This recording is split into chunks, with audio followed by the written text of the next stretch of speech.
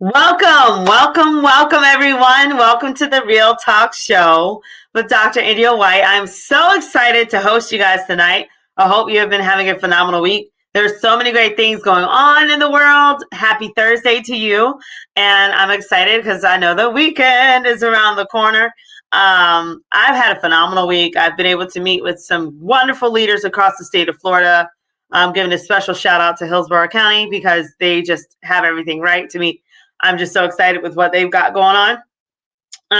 Now, before we get started, again, thank you so much for tuning into the show. Go ahead and like and share the show. Okay, tell your friends that the show is running, and we'll go from there. Now, listen, I also wanted to remind you guys that the Real Talk Show with Dr. India White, it will be aired Monday through Friday. So grateful for Ken and his team on SoulNet WDKH Radio. Okay, this is or WKDH Radio. This is every Monday through Friday. So go to www.soulnetwkdh.com to tune in, okay? And not only that, I'm so excited because the show will also be featured on Swain Girl Media Channel. Again, it will also be featured on Swain Girl Media Channel by Precious Swain, okay, who is just a phenomenal rock star. Okay, so you can find the show on Fire Stick as well. I'm sure there will be other ways that the show will be broadcast as well. So please keep in touch with me if you're needing more information on the show itself. We also have my Facebook handle is Miss India White. You've got LinkedIn, The India White, Twitter, Indie Speak and Teach. Instagram is Indy238. So go ahead and follow me. YouTube is India White 123. I'm so excited about all of these different announcements. And then the last announcement before I bring up my phenomenal guest is that I do have a new book collaboration. Okay. And this book collaboration is for all of you relationship gurus out there that you keep saying to yourself, oh, girl, I know how to get that man, girl. I know how, I know everything you need, in order to keep that man and all this other good stuff. Then guess what? This book collaboration is for you. And it is called How to Find and Keep a Good Man. Okay, so I'm going to post this. If you want more information on this book collaboration, make sure you DM me or send me an email to india.white.123@gmail.com.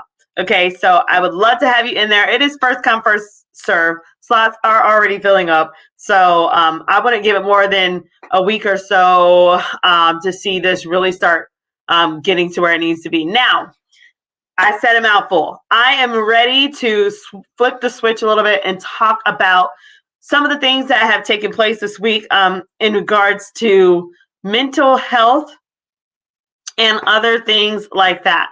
And so I do have an expert on the show as well as a guest, a special guest that I wanted to bring back to the show to kind of talk about a little bit. And now the person that I'm bringing on the show today is somebody that has wisdom and grace, and they have dealt with this area before.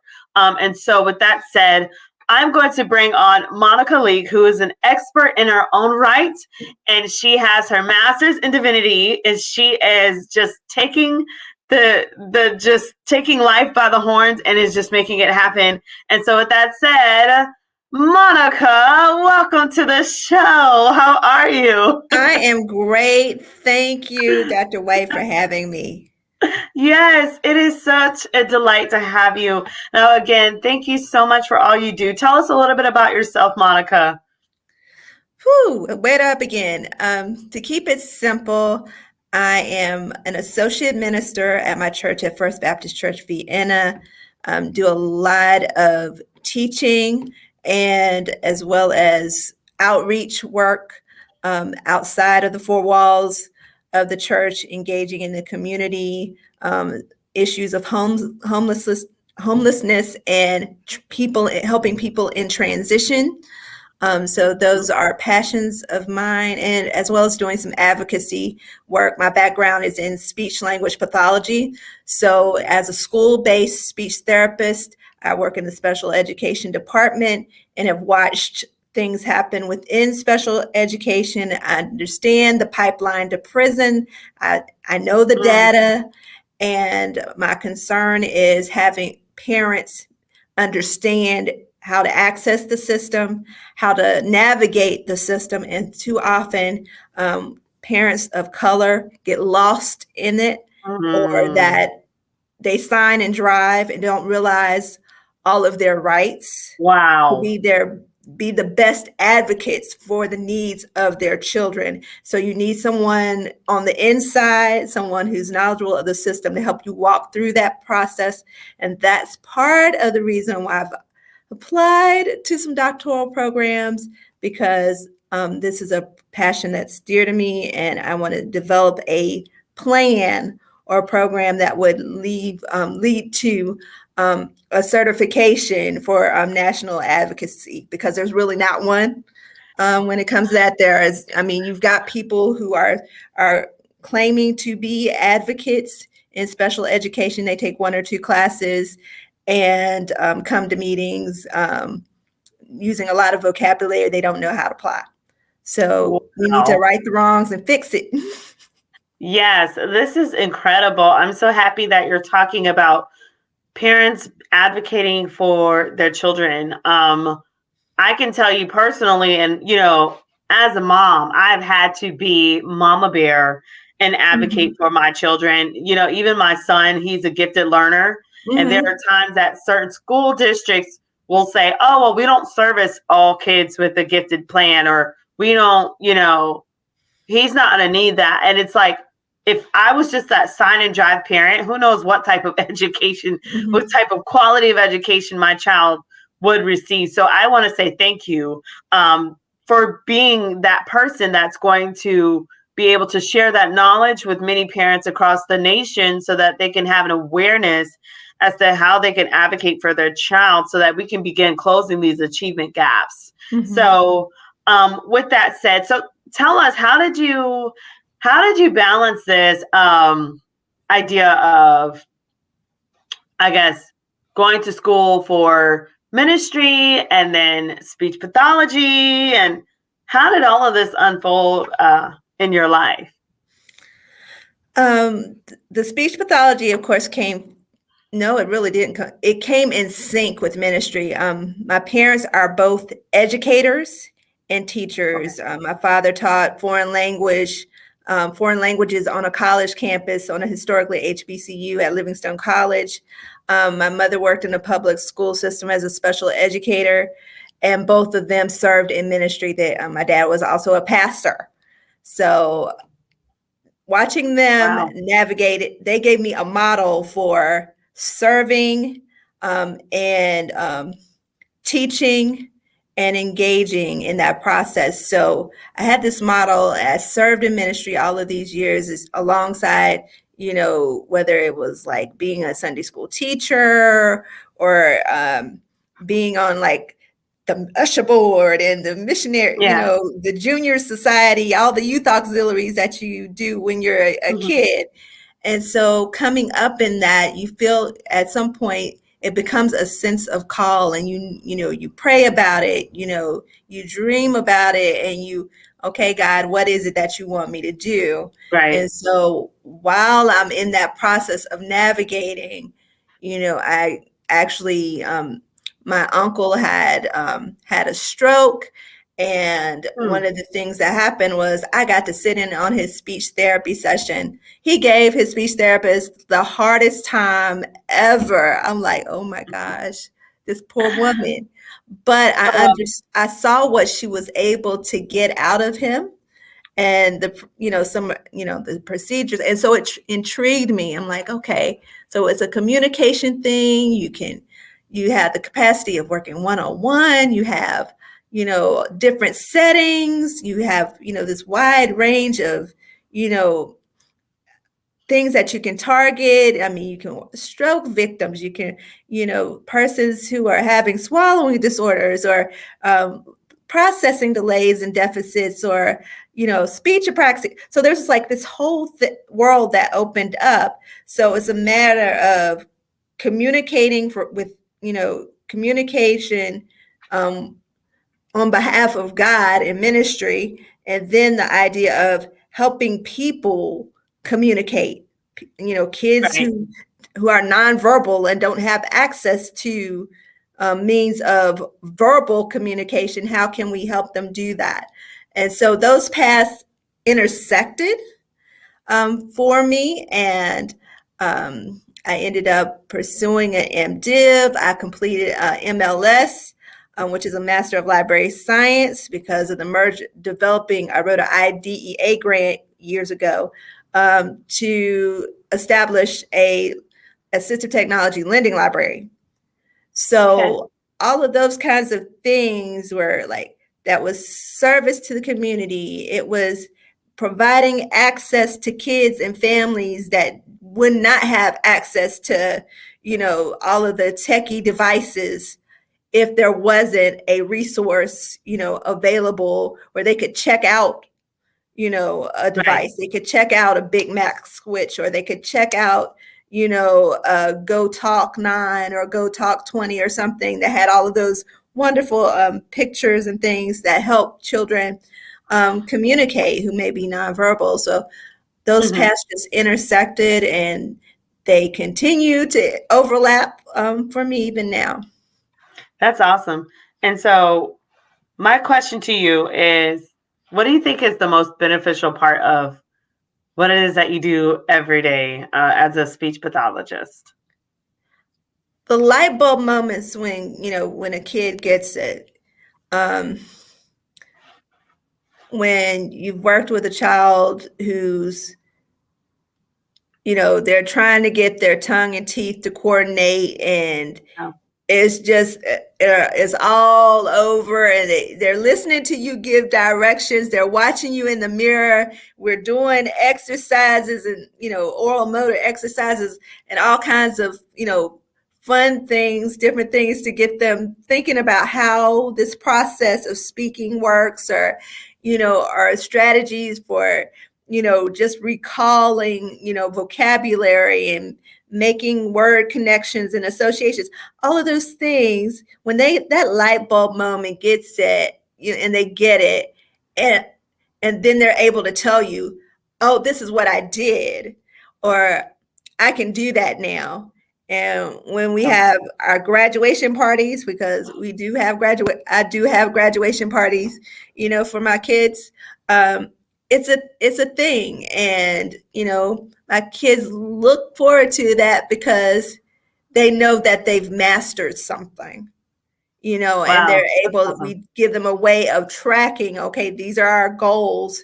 This is what we want to be able to do. We're going to set this goal, and this is what I want you to be able to do, but I want you to track it. I want you to be, you're the responsible one right here. I'm giving you control of this, and we're working on this together.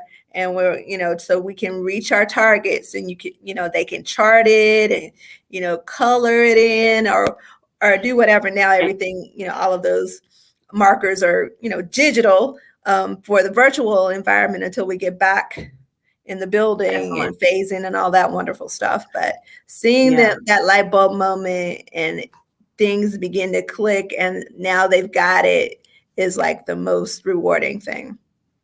That's fantastic. And you mentioned the virtual environment, and COVID has just done this kind of like a whole salad toss to the world of education, and we've all had to adjust. How has that been like with you, practicing speech pathology, in the field of education and working with learners? And I mean, has it been challenging? Have they had other type of struggles that have come about, whether it's like mental health or things like that? You definitely begin to see the struggles with mental health, especially with the younger children. You've got children who have, this was supposed to be their first year of school, Yeah. those kindergarten babies. So now when they come in, they've got to learn all of the procedures and Mm, things of that nature. They've got to be able to keep their mask on. Who would ever yeah. thought that we would be asking 5-year-olds to wear their mask all day, or that they wouldn't be sitting together in the cafeteria, which is the hub of socialization, or knowing, okay, are they going to be able to go to recess, on Right. the playground and everybody's playing on all the equipment? Can we do that? Wow. And so you see how that, some kids come and they're, come into their sessions and you can tell they're a little whiny, or maybe they didn't, sleep as well, or they didn't get Right. any sleep, or, Mhm. or they're using, parents are trying to do any and everything to, incentivize, from lollipops in the morning to all. And Those then you have, extrinsic motivators, they then work.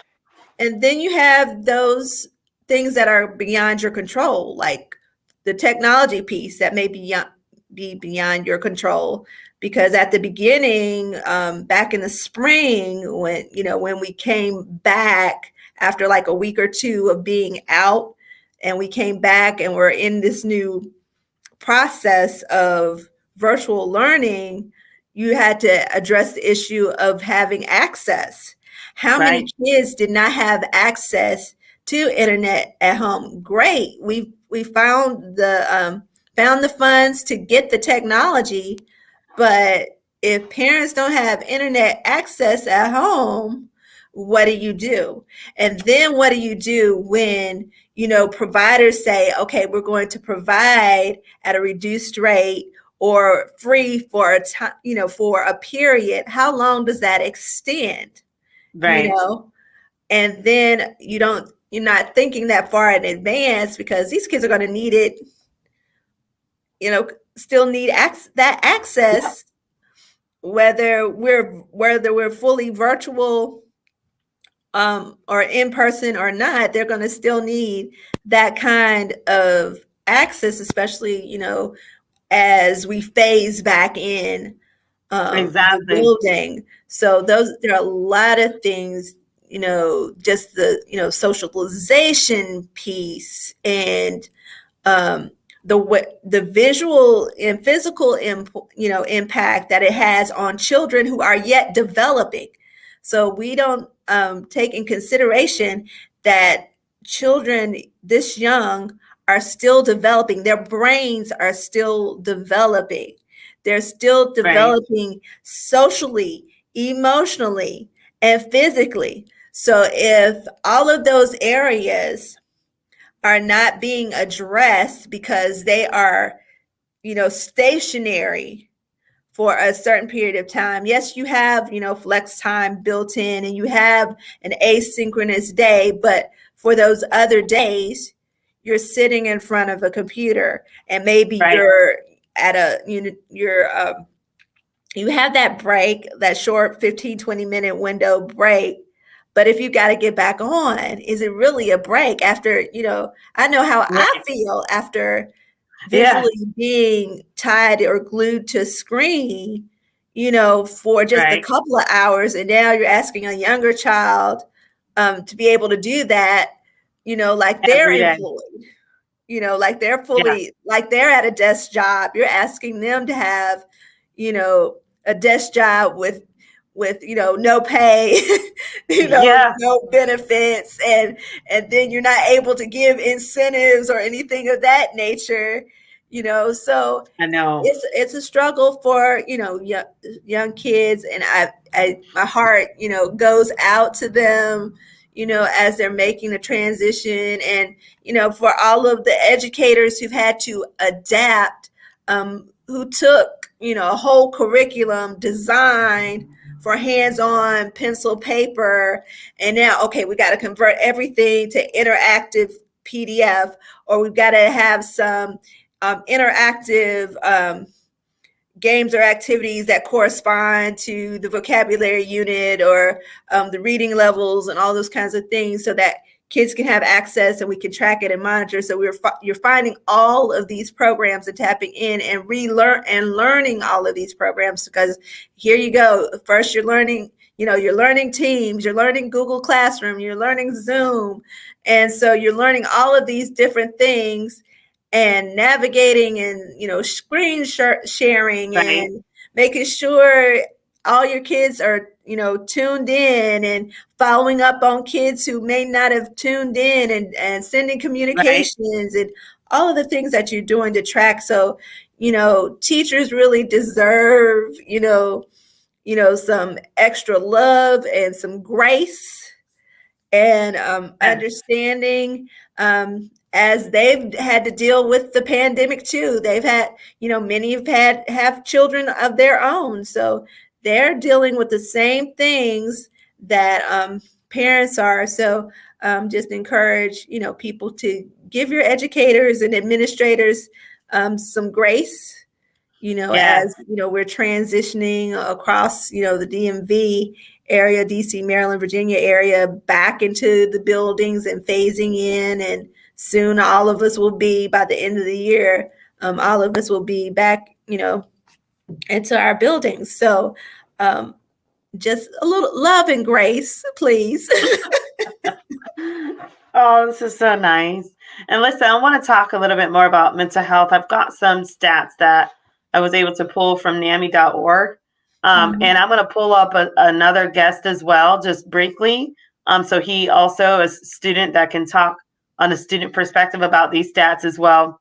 Um, and the reason why I wanted to bring this up was because of the reality of mental health problems within our schools, and just kind of in society. I mean, if you've been watching the news, I'm sure you saw the interview with Oprah and the royal family. So I'm going to read these stats and then we'll kind of talk about all this. So it says 1 in 5 US adults experience mental health illness each year. 1 in 6 US youth aged 6 through 17 experience a mental health disorder each year. And then it goes on to talk about how like they have like an actual situation that takes place. So this is from NAMI.org. And I just kind of wanted you to speak about this, and then I'm going to bring on Alexander and have him chime in as well. This is alarming. The numbers are always alarming to hear, but it is a sad reality. As educators, we are court reporters. So if we, suspect or hear if a child has said something, we can't let that child out of our sight. We have to, there's a report that we have to fill out, a phone Right. call we have to make. And so there are procedures in place that we have to follow when and I never thought in my years of education that this would be something that I would deal with, especially on an elementary school level. But I did. And it Right. happened with a student who was in first grade, who was being taken care of by his grandparents. And one of the grandparents committed suicide. Wow. So that was the impetus that led to his own thoughts and his own like series of things. And when I heard him repeat that he wanted to, do self-harm, I'm running in my head all of the things that you hear when you go to the trainings and you go to the workshop, trying to remember, okay, okay, I know I got to do something. What do I do? The form first? Do I do the call first? And all those kinds of things were going in my head at that time. And all I knew was like, I got this child in my care. I'm not letting him out of my sight. And, I'm going to do all the things that I'm supposed to do. So Wow. it's a sad reality. Wow. And then with children who need support, who are used to getting support in school, where school is their safe place. And now we've been since March. Wow. Where they haven't had the safe place. So you probably have included in those numbers with the mental health, the issues of violence that many, or an abuse that children may have experienced during this time and what happens um, when it goes unsupported by the counselors, by your behavior intervention specialists, by your mental health um, providers in the county who come to provide additional services to our schools. So it's something to consider along with our mental health numbers, because that part plays into a child's mental health and well-being as well. Right. And so I'm going to add Alexander. Welcome to the stream, Alexander.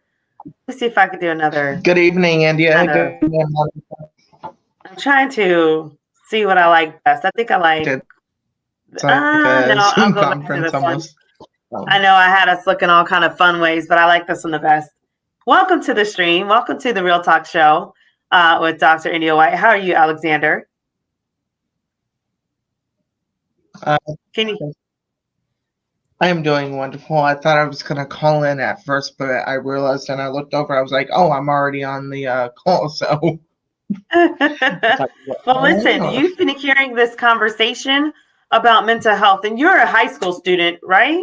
So, what are your thoughts about these statistics about mental health, especially like the youth ones? 1 in 6 U.S. youth experience mental health each year.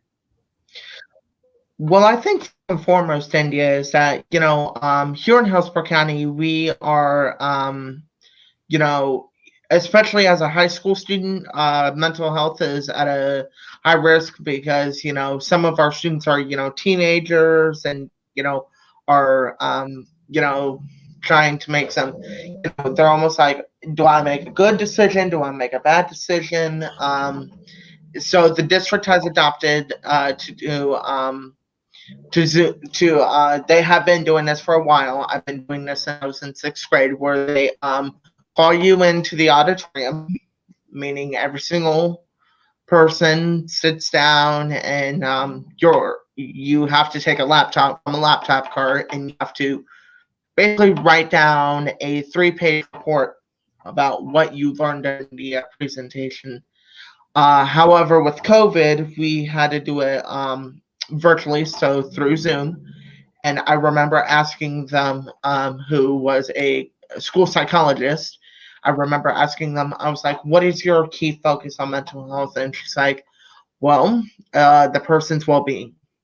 Now, a lot of times, students don't even know what mental health is, and that's okay that they don't know, but they need to know what are the pros and cons, India.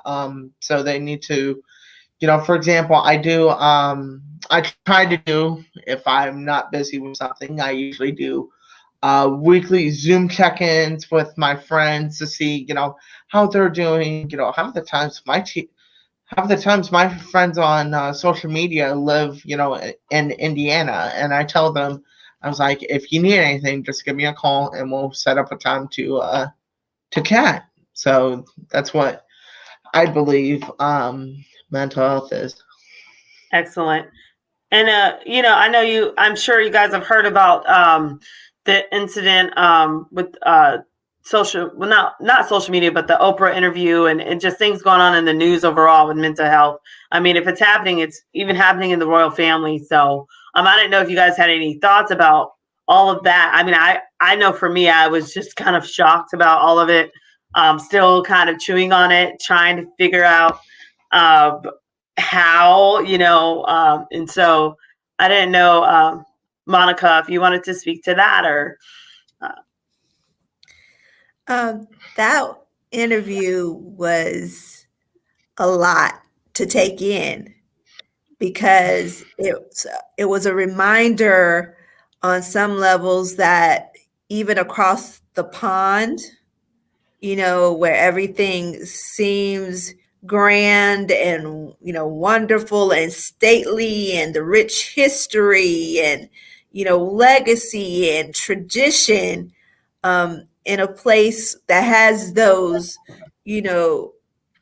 standards and structures in place, that someone's care of their mental health could fall through the cracks that no one notices or takes in consideration. How does being isolated, how much time of isolation where you're not able to access access a car to drive down to the local Starbucks and get your, caramel latte. I mean, come on. I mean, if somebody took my keys and told me that I could not get my grande, caramel frappuccino, it might be some ish, and but there was, we're on the other side of the pond. There are we have ways of doing and ways of being, but in those ways of being, are we whole? That would be my question, even from a spiritual standpoint, or or a mental health standpoint. What are we doing to make sure we as a family are whole, that all of our members are whole, whether it's about, diet and exercise? Why can't she do a run with secure, if she needs to do a run, a 3 mile, 5 mile run? Why can't she take security with her on a run on a regular basis, or how often, or come up with a plan that treats the whole person, their mind, their body, their spirit, especially as a woman who's planning to have children, or who has Yes. had And children, has and been has the pregnant. stress of Yes. a marriage, the responsibility of the care of a home, a marriage, and developing young Archie's mind, and a young child in that setting. That's a lot, and you're doing outreach work on Yeah. behalf of the family, Whew. and you're a representative of the family when you're going out and raising money for causes and donating on causes. So my focus would be question would be, how are we addressing the whole person without leaving, these what we're considering little aspects out? Yeah. Wow. Alexander, did you want to chime in on that? Yeah, go ahead. Actually, I agree strongly with that statement. And as the former chairman of a mental health organization, I served as the chairman of the mental health board over at my middle school from 2016 to 2018. And I have to say, during that time, it was what's the word I'm looking for? Almost like a struggle. I noticed, when I was the chair, and a lot of students came up to me and they actually proposed that we do Mental Health Friday, meaning, we would meet and sit down with our students, and we would basically tell them, what has been bothering you, or we would even do like fun incentives, like do like some fun mental health lessons with them, and basically teach them the importance of mental health, make them watch, videos with about what mental health is. And I am so grateful that here in Hillsborough County, I actually missed it tonight because I was afraid I wasn't going to be on the Real Talk Show, but it was a mental health forum with a school board member who is a licensed mental health therapist, Miss Karen Perez. And, I've, been, trying to, accommodate or help our students who are having, mental health issues, meaning that if they need help with, let's say, if they're feeling down about something, or they feel depressed and they want to hurt themselves, I've always recommend that they speak to either a therapist, a friend, a counselor, or even, their speech language pathologist, or even their social worker, or even their school psychologist, or they could reach out to the Tampa Bay Crisis Center if That's they need. fantastic. Yeah. What did you think about the royal family interview? As a royal family enthusiast, if you will, India. You know, for the first time in our family, not my family, but the royal family, we have, you know, they're a really great family. They always stick to each other. But I think during the Oprah interview, it would really, I want to say, almost got heated, like, Mm-hmm. um, like a really interesting um, discussion topic. Right. And as a like the way Oprah was saying, you know, are you guys having a boy or are you guys having a girl? It for me it almost sounded like a really personal question, and I believe that, you know, Megan really answered, you know, her question in retrospect in the rightfully way, not saying I'm gonna have a girl, I'm gonna show her off to the world. No, she basically said that, you know, she wanted to keep her children private. She didn't want to, you know, make sure that,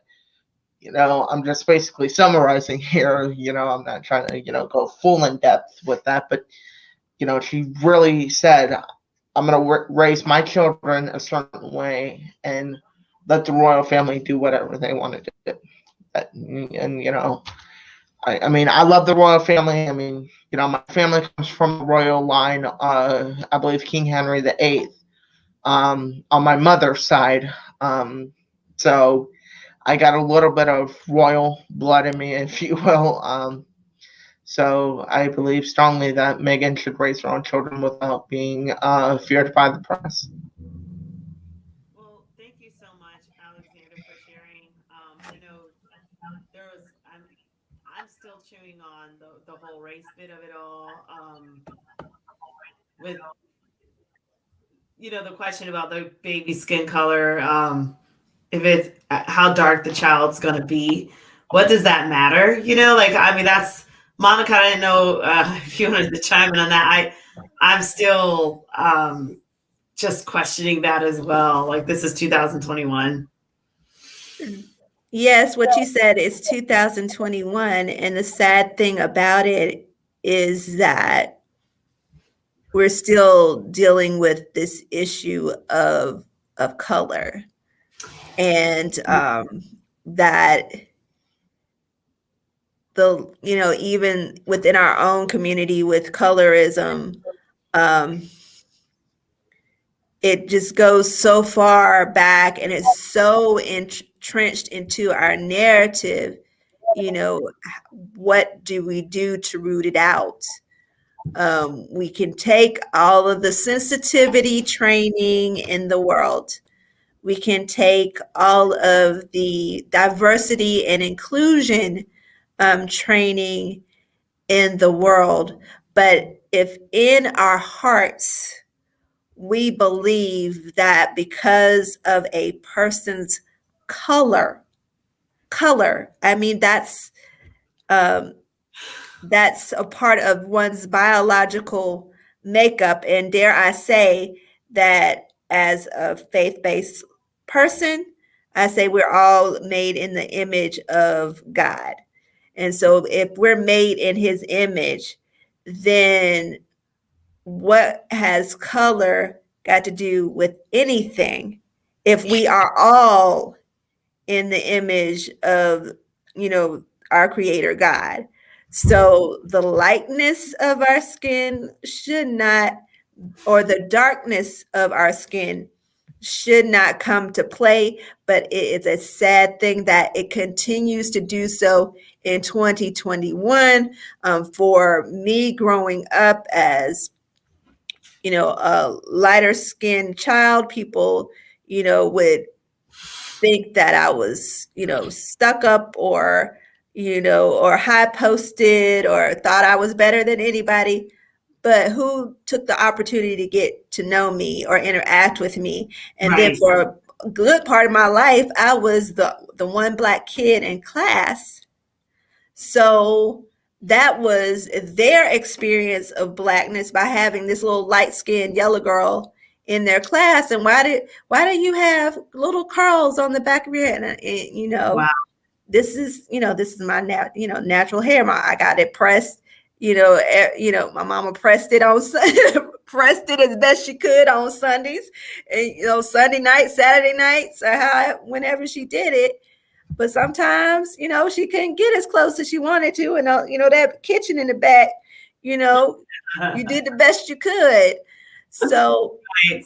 we're still dealing with these issues, and you would think that watching my parents' generation, my parents came from the civil rights movement. They marched, they sat in, they went to jail as college students. They were fully engaged, and here we are, fast forward this many years, over 40, nearly over 40 years later, over 50 years later, this far, and we are still marching.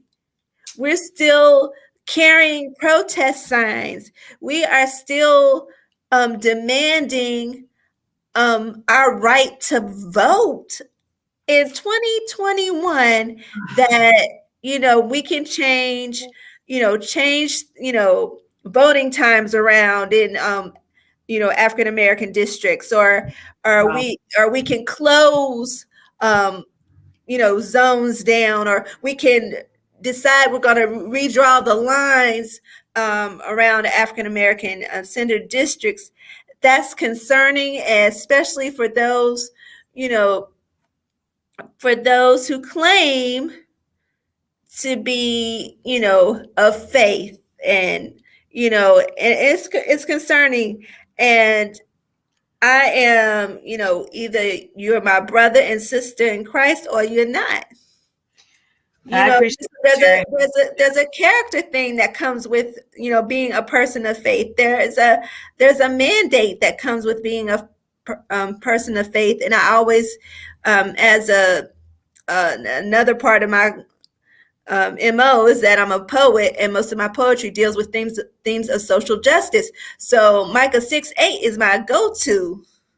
It's my go-to. And what does the Lord require of you but to do justly, love mercy, and walk humbly with God?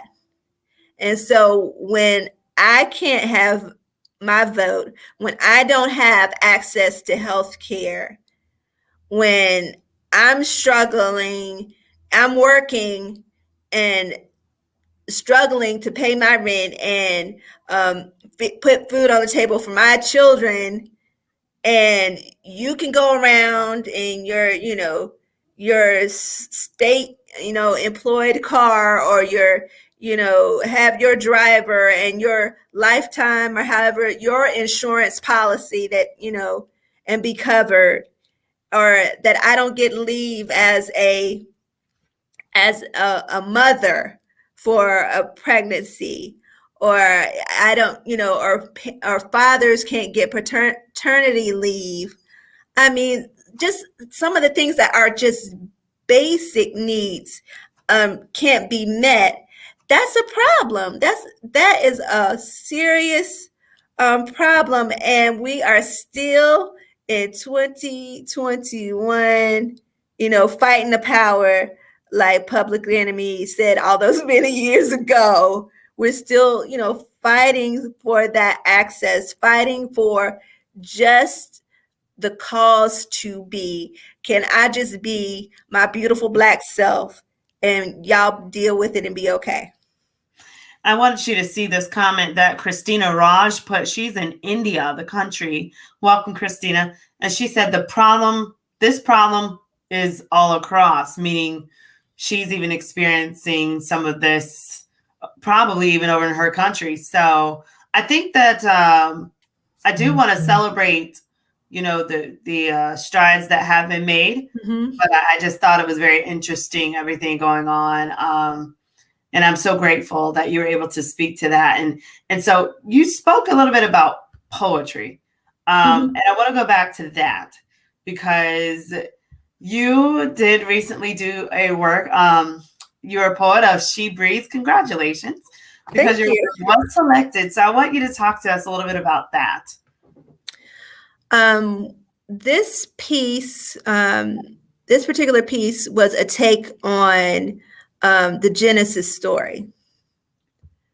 Okay. So we so often express God's masculinity.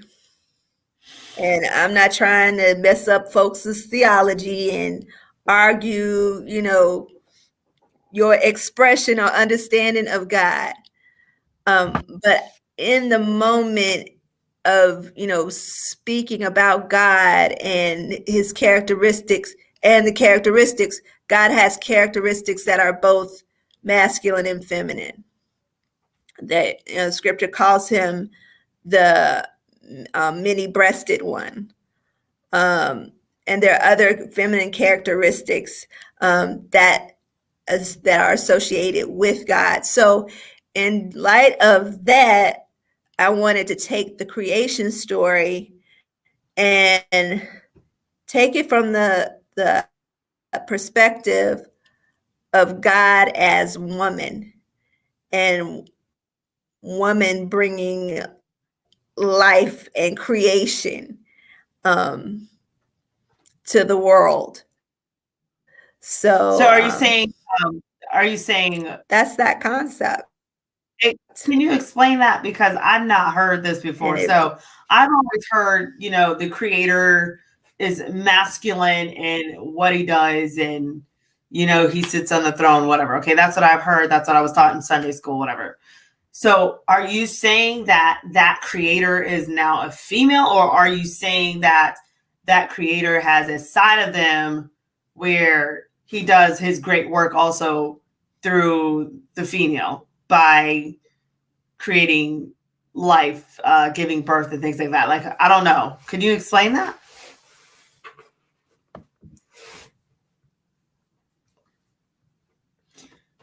You're muted.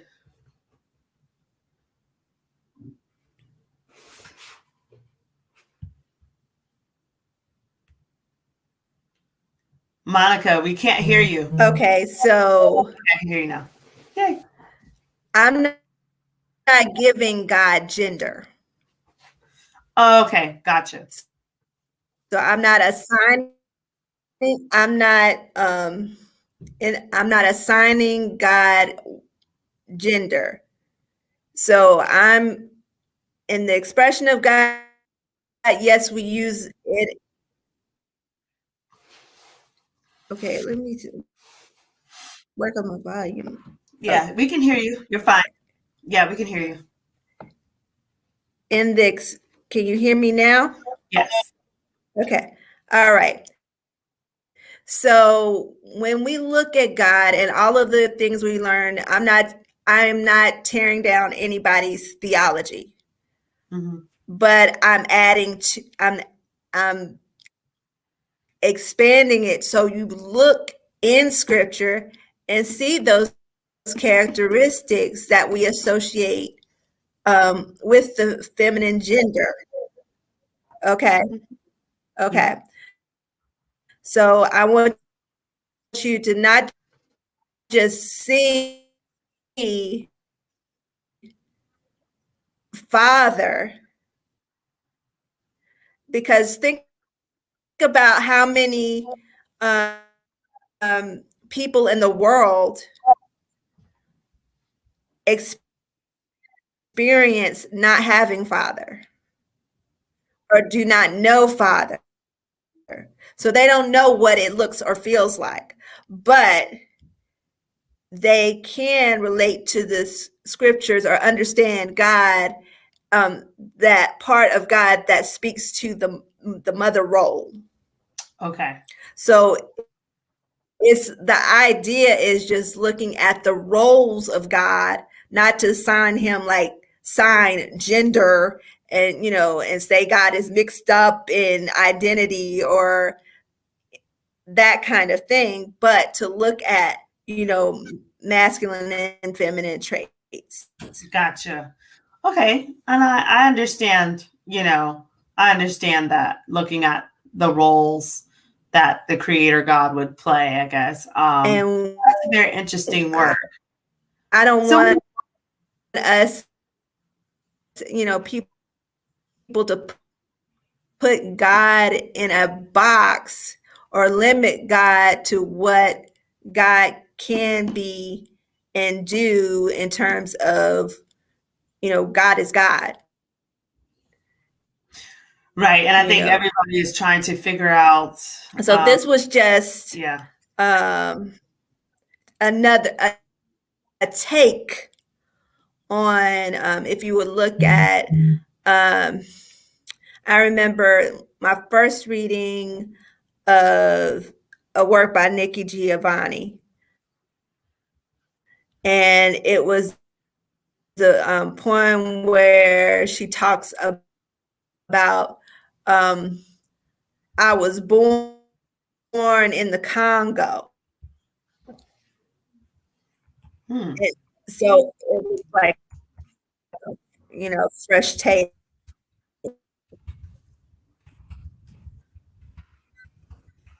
Okay. Gotcha. I think we, okay. So can you hear me now? I want to go to the next point. I know, I brought you on the show because you also, Monica, are a co-author of the Pretty Paid and Powerful book collaboration that we all were a part of. And so I want to just extend congratulations to you and just kind of get your thoughts of how that was and how did you feel? Share with us some nuggets with the audience of just how that whole experience was working with all of the ladies.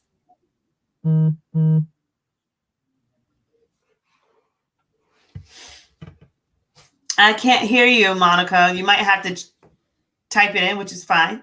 You can try again. I can hear you now.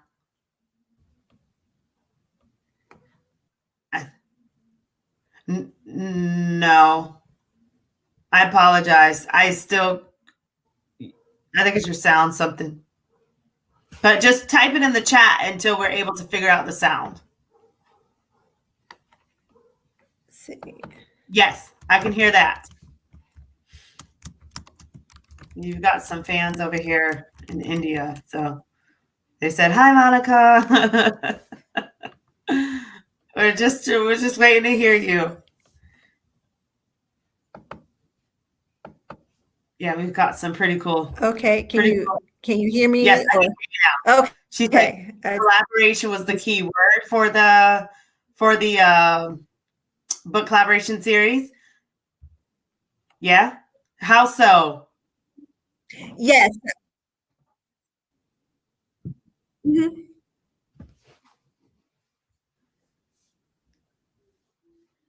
Yeah, you can type it in and chat. I can hear you. Gotta love technology.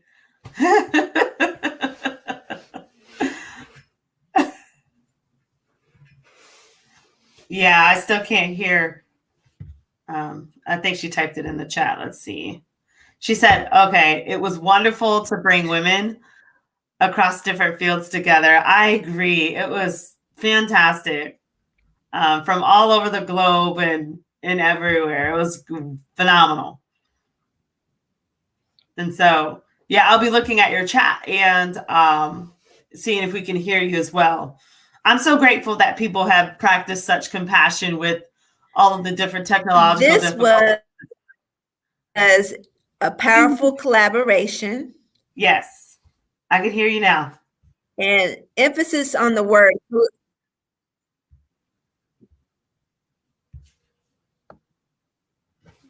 Say it again. Okay, so yeah, this was an amazing collaboration, and the key word collaboration. No.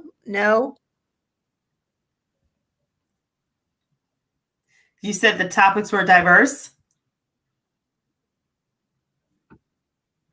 Okay. Yes, you can hear you now. Yep, you're doing great. You're doing great.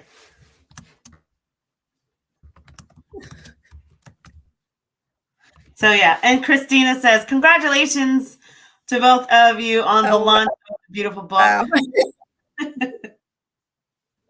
Thank you, Christina. We've got like 40 more books to go. We're excited. So, oh my goodness. So I'm hoping, yeah.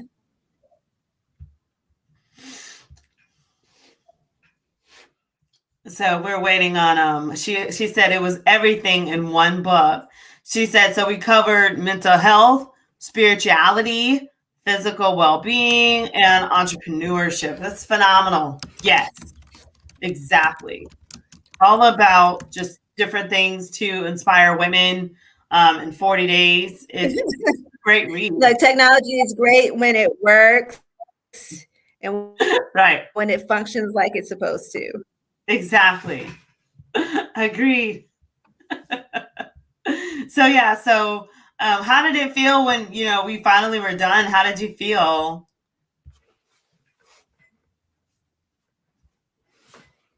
I'm waiting on the chat. I know it was just a sense of relief. She said the timing couldn't be any more perfect with launching in Women's History Month. Exactly. Yes, exactly. Completely agree with you. So this is great.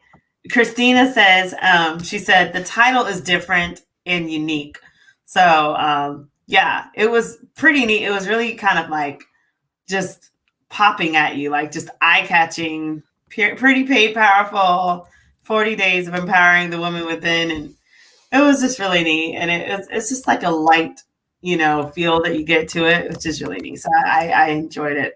It was an honor to work with you, Monica. And Monica, I know we're getting ready to wrap up the show soon. How can people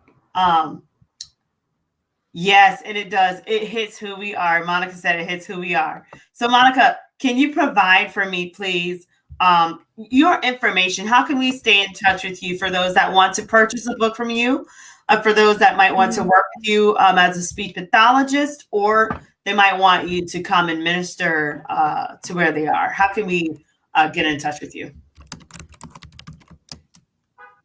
She's typing it in. Yes. Gotta love this technology. I remember, I'll never forget a show I did with my friend Dr. Graham, and I was in a storm and my internet kept going out. It was just ridiculous. I owe him a redo because it was not the best. So Monica is providing her information, and I'm going to copy her information for us and put it in the chat. Okay, so if you're wanting, one second. I just I'm having technological difficulties. Okay, so go Gators. That's what I say after every mistake I make. Thankful for the University of Florida. Okay, so I'm going to show you this now. If it lets me show you. Yay! Okay. So if you wanted to get in touch with Monica, it's going to be Leak Poetry on Twitter, her Instagram and Facebook, and also her website, which is www.monicaspeaks.org. Okay, so here, guys, here is your information to get in touch with Monica Leak.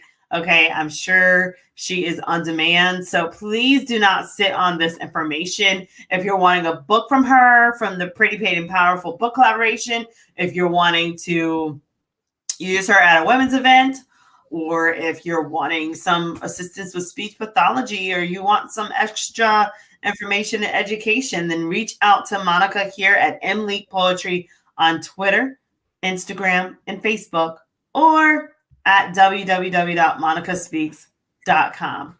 And so with that said, guys, we are wrapping up the Real Talk Show. Monica, you have been fabulous today. It has been amazing having you on the show. Thank you so much for just your nuggets of wisdom. Congratulations to your poetry being selected in Washington for great works. And thank you so much for just sharing your insight on everything you did today. I wish you the best in all of your endeavors. I'm looking forward to many more projects with you in the future. And Christina, thank you for being a guest. And thanks to Alexander and to all of you guys that have watched. You've been phenomenal. Christina says, thanks, Dr. White. Your show is something we look forward to. Very inspirational. You guys are so sweet. Oh my gosh. So listen. And yes, thank you too, Monica. I appreciate you. Again, we will be in touch. Okay. And so with that said, guys, we are going to wrap up the Real Talk Show. Make sure you give Monica a call or a visit on emails or Twitters or whatnot. Keep in touch with her. Okay, guys. So with that said, I'm wrapping up the Real Talk Show. It was so nice, guys. And until next time, have a great night. Take care.